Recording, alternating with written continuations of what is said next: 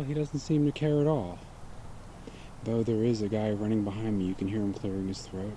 And there's a man with 3 dogs coming, none of which are on a leash, and I'm sure they're going to chase him off. But he doesn't care. Is he sick? Is he just not concerned at all?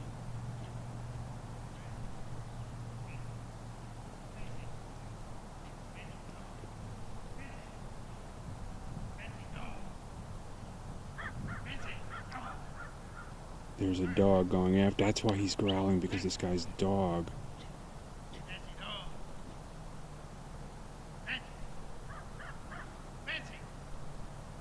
He's not well. That's why he's in that. See, here's the other dog that is not knowing what to do with this wonderful animal.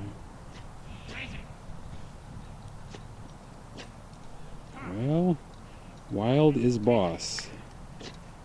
And now we have more loose dogs. What a beautiful animal. He doesn't look afraid at all of that domestic dog over there. I've got bull terriers coming at me on this trail now. Oh, he's got a busted paw. All right, I'm gonna hold for a second. Okay, guys, come on, let's go. Poor guy. See.